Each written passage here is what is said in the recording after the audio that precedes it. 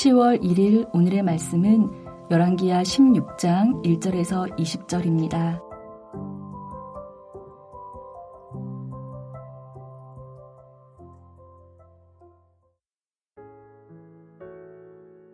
르말랴의 아들 베가 제17년에 유다의 왕 요담의 아들 아하스가 왕이 되니 아하스가 왕이 될 때의 나이가 20세라. 예루살렘에서 16년간 다스렸으냐. 그의 조상 다윗과 같지 아니하여 그의 하나님 여호와께서 보시기에 정직히 행하지 아니하고 이스라엘의 여러 왕의 길로 행하며 또 여호와께서 이스라엘 자손 앞에서 쫓아내신 이방 사람의 가증한 일을 따라 자기 아들을 불 가운데로 지나가게 하며 또 산당들과 작은 산 위와 모든 푸른 나무 아래에서 제사를 드리며 분향하였더라. 이때에 아람의 왕 르신과 이스라엘의 왕 르말랴의 아들 베가가 예루살렘에 올라와서 싸우려 하여 아하스를 에워쌌으나 능히 이기지 못하니라. 당시에 아람의 왕 르신이 엘랏을 회복하여 아람에 돌리고 유다 사람을 엘랏에서 쫓아내었고 아람 사람이 엘랏에 이르러 거기에 거주하여 오늘까지 이르렀더라. 아하스가 아수르 왕 디글랏 빌레셀에게 사자를 보내어 이르되 나는 왕의 신복이요 왕의 아들이라. 이제 아람 왕과 이스라엘 왕이 나를 치니 청하건대 올라와 그 손에서 나를 구원하소서 하고 아하스가 여호와의 성전과 왕궁 곳간에 있는 은금을 내어다가 아수르 왕에게 예물로 보냈더니 아수르 왕이 그 청을 듣고 곧 올라와서 다메섹을 쳐서 점령하여 그 백성을 사로잡아 기르로 옮기고 또 르신을 죽였더라. 아하스 왕이 아수르의 왕 디글랏 빌레셀을 만나러 다메섹에 갔다가 거기 있는 제단을 보고 아하스 왕이 그 제단의 모든 구조와 제도의 양식을 그려 제사장 우리야에게 보냈더니 아하스 왕이 다메섹에서 돌아오기 전에 제사장 우리야가 아하스 왕이 다메섹에서 보낸 대로 모두 행하여 제사장 우리야가 제단을 만든지라. 왕이 다메섹에서 돌아와 제단을 보고 제단 앞에 나아가 그 위에 제사를 드리되 자기의 번제물과 소제물을 불사르고 또 전제물을 붓고 수은제 짐승의 피를 제단에 뿌리고 또 여호와의 앞 곧 성전 앞에 있던 놋 제단을 새 제단과 여호와의 성전 사이에서 옮겨다가 그 제단 북쪽에 그것을 두니라.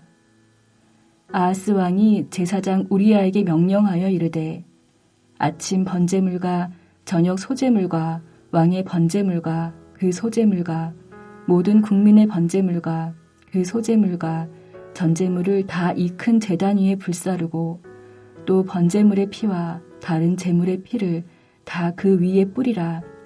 오직 놋 제단은 내가 주께 여쭐 일에만 쓰게 하라 하매 제사장 우리야가 아하스 왕의 모든 명령대로 행하였더라. 아하스 왕이 물두멍 받침에 여판을 떼내고 물두멍을 그 자리에서 옮기고 또 놋바다를 놋소 위에서 내려다가 돌판 위에 그것을 두며 또 안식일에 쓰기 위하여 성전에 건축한 낭실과 왕이 밖에서 들어가는 낭실을 아수르 왕을 두려워하여 여호와의 성전에 옮겨 세웠더라. 아하스가 행한 그 남은 사적은 유다 왕 역대지략에 기록되지 아니하였느냐.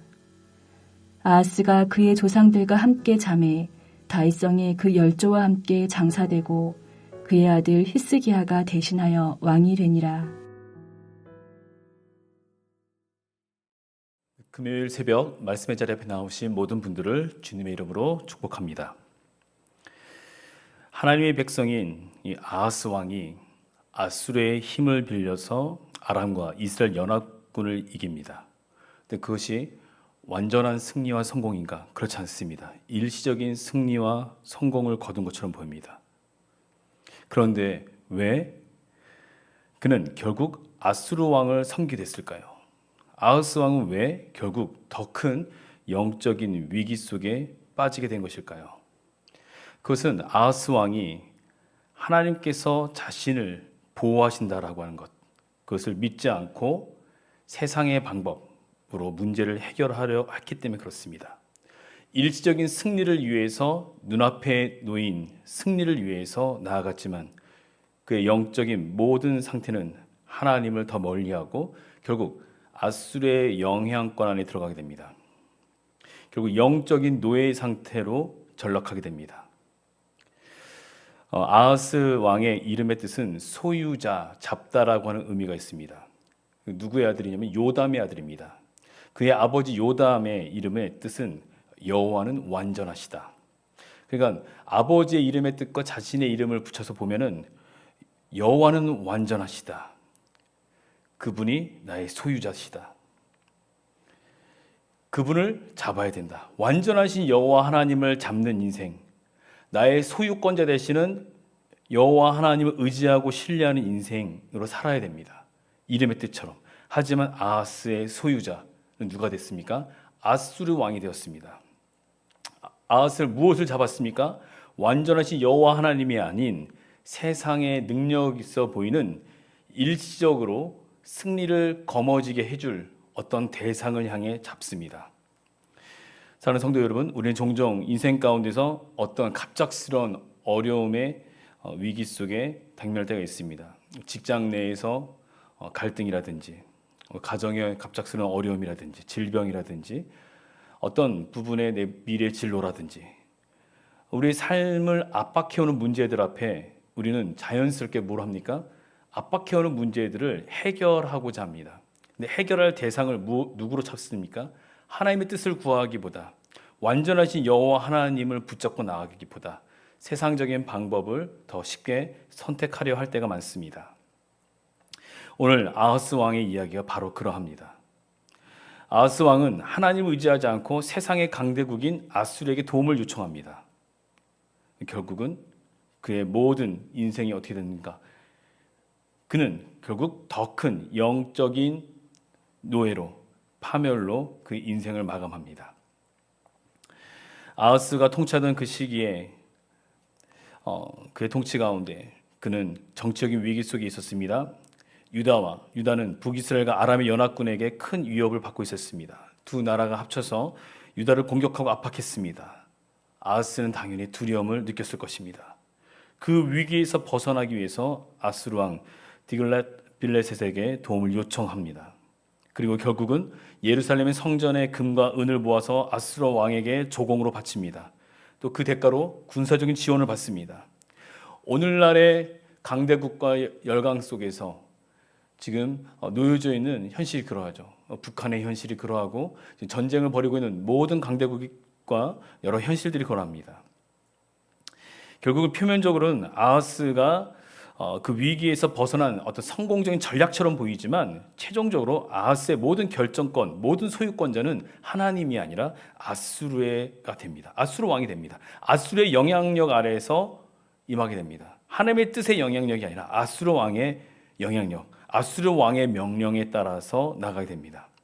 결국은 성전 예배를 어떻게 합니까? 우상으로 전락시킵니다. 그래서 첫 번째 그의 실패가 무엇인지 살펴보기 원합니다. 하나님을 의지하지 않는 그 선택의 결과 완전하신 여호와 하나님을 붙잡고 나가지 못했던 그의 이름의 뜻처럼 나의 소유자, 내가 잡아야 될 대상이신 하나님을 붙잡지 못한 그 인생 어떻게 됩니까? 그의 방법은 바로 인간적 방법으로 기도하지 않고 하나님께 도움을 구하지 않고 나아가는 자신이 생각했을 때 내 현실에서 내가 이길 수 있고 승리할 수 있는 비법이 무엇인가, 그 능력이 무엇인지를 선택했습니다. 하나님을 의지하는 선택은 어떻게 했습니까? 결국 그 선택은 최종적으로 그를 영적인 파멸로 이끌어냅니다. 일시적인 해결책처럼 보이지만 영적으로 더욱더 큰 어려움을 겪게 되고 그 가운데 종속된 인생을 갖게 됩니다. 두 번째는 우리는 하나님을 붙잡고 나가지 못하는 우리의 선택과 결정은 다 일시적이라고 하는 세상의 방법이라는 사실을 우리가 알아야 되겠습니다. 세상의 방법은 일시적인 해결입니다. 세상의 방법의 선택은 그 순간의 승리를 맛보게 합니다. 영원한 승리요, 영원한 해결점이 아닙니다. 아하스가 아수르의 군사적 도움을 받아서 북이스라엘과 아람의 위협에서 벗어난 것으로 성공한 것이냐? 그렇지 않습니다. 진정한 성공은 무엇입니까? 영적으로 내가 누구에게 속했는가라고 하는 것입니다. 우리의 인생의 모든 승리는 내가 어디에 속해 있는가, 이것으로 따져봐야 됩니다. 내가 아무리 세상 가운데 잘 나가고 승리한 성공한 인생일지라도 내가 속한 영역이, 내 속한 대상이 여호와 하나님이 아닌 다른 세상의 무엇이라면 그 인생은 실패한 인생인 것입니다. 근데 왜 이렇게 실패하게 되는 걸까요? 유혹 때문에 그렇습니다. 유혹. 두려움 속에서 벗어날 수 있는 방법. 경제적인 어려운 문제, 관계의 어려움, 당장 눈앞에서 내게 해결해야 될 어떠한 것, 빠르게 해결할 수 있는 쉬운 방법, 쉬운 해결책, 사람들로부터 빠르게 인정을 받고 성공할 수 있는 어떤 지름길, 불의의 선택, 어떤 거짓의 선택, 이 모든 것들이 우리로 하여금 유혹합니다. 왜냐하면 세상의 방법과 방식대로 세상 사람들은 살아가고 있기 때문에 그렇습니다. 우리 주변에 가까운 내 친구, 주변에 가까운 어떠한 동료, 다들 세상적인 방법으로, 방식으로 취합니다. 근데 오히려 그것을 하지 않는 것이 바보요, 멍청이죠. 그 선택이 성공한 것처럼 보입니다. 그 선택이 승리한 것처럼 보입니다. 하지만 우리가 훗날 하나님 앞에서의 그 심판대 앞에 섰을 때 그 모든 선택과 결정은 나를 영적으로 파멸을 이끈 선택이라는 것을 우리는 분명히 미리 압니다. 그러므로 우리의 선택은 주님의 선택이고, 우리의 선택은 주님이 나의 모든 소유권자요, 나를 붙드시는 분이시다라고 하는 것에 우리가 방향을 갖고 선택해야 되겠습니다. 세 번째는 결국은 하나님을 떠난 결과 그 선택은 영적인 내가 어디에 종속되어졌는가라고 하는 가장 큰 실패를 맛보게 됩니다. 아하스는 최종적으로 하나님의 성전을 변질시켰습니다. 예배의 본질을 다 훼손시켰습니다. 하나님 백성의 정체성을 잃어버리게 합니다. 그러니까 단순하게 아수르 왕에게 정치적으로 군사적으로 종속된 것이 아니라 그의 영적인 모든 것들이 온 나라가 다 영적으로 우상에게 종속되어져 버렸습니다. 그 결과를 맞이하게 됩니다. 하나님과의 관계가 멀어지고 세상의 가치관을 따르고 세속적인 목표에 우리가 집중하게 될 때 우리는 하나님을 잊어버리고 우리의 믿음의 순수성을 잃어가고 하나님보다 세상의 인정과 성공 속에 선택하게 됩니다. 오늘 말씀을 통해서 우리가 함께 기도하기 원합니다. 하나님만이, 여호와 하나님만이 우리의 소유권자요, 우리가 여호와 하나님, 완전하신 분이 우리 하나님이시기 때문에 그분을 붙잡고 나간 인생이 되어야 된다. 바로 그의 아버지 요담의 이름의 뜻과 자신의 이름 아하스의 이름의 뜻처럼 우리는 살아가야 되겠습니다. 하나님만이 우리의 유일한 도움이십니다. 이 시간 우리 가운데 현재 어떠한 위기 속에 있습니까? 어떤 문제를 해결해야 될 상황 속에 있습니까? 인간적인 방법에 기대어 나아가지 말고 그 유혹 가운데 빠질 수 있겠지만 그 유혹 속에서 우리는 하나님 앞에 눈을 들어 봐야 되겠습니다. 어떤 상황 속에서 하나님만을 신뢰하며 나아가기를 우리 주님께서 붙들어주시고 은혜를 베풀어 주셔서 주님이 나의 참된 보호자시고 모든 문제를 속에서 우리를 구원하실 자시다라고 한 것을 우리가 기억하며 세상의 방법이 아닌 하나님을 먼저 찾고 하나님의 도우심을 구하는 믿음을 갖고 나가기 원합니다. 같이 기도하겠습니다. 사랑의 하나님 아버지, 우리 인생의 모든 문제 속에서 세상의 방법으로 나아가 그 세상의 방식으로 선택하여 나아가는 수많은 내 주변의 관계 속에서 사람들 틈바구니 속에서 오직 주님만을 신뢰하여 나갈 수 있는 우리 신명 되기 원합니다. 하나님을 먼저 찾고 세상의 유혹을 이길 수 있도록 주님 늘 함께 동행해 주시고 하나님의 방식대로, 하나님 나라의 백성의 방식대로, 방법대로 세상 속에서 비난받고 조롱받으면서 참으로 바보 같은 인생이다라고 우리가 들을지라도 그 정도의 길을 바르게 걸어나갈 수 있도록 주님 함께 해주시고 그 길을 걸어갈 때 주님 함께 할 수 있는 위로와 격려로 동행할 수 있는 믿음의 동역자들, 하늘 가족과 더불어서 그 세상 속에서 살아갈 때 그 힘을 허락하여 주옵소서. 감사드리며 예수님의 이름으로 기도합니다. 아멘.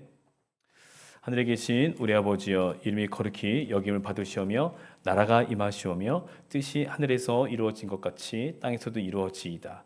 오늘 우리에게 일용할 양식을 주시옵고 우리가 우리에게 죄 지은 자를 사하여 준 것 같이 우리 죄를 사하여 주시옵고 우리를 시험에 들게 하지 마시옵고 다만 악에서 구하시옵소서. 나라와 권세와 영광이 아버지께 영원히 있사옵나이다. 아멘.